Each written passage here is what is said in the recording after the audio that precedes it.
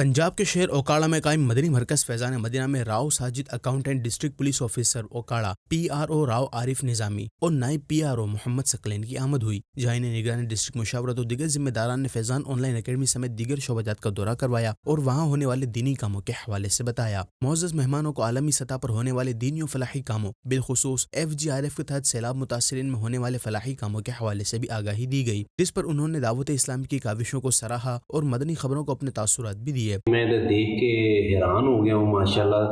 कि हमारा दावत इस्लामी का इदारा, जिसको कि सिर्फ हम एक ऐसे ही समझते थे कि एक छोटा सा कोई इदारा होगा, तो इसकी इतनी जिद्दत और इसमें इतने जो है ना डिपार्टमेंट्स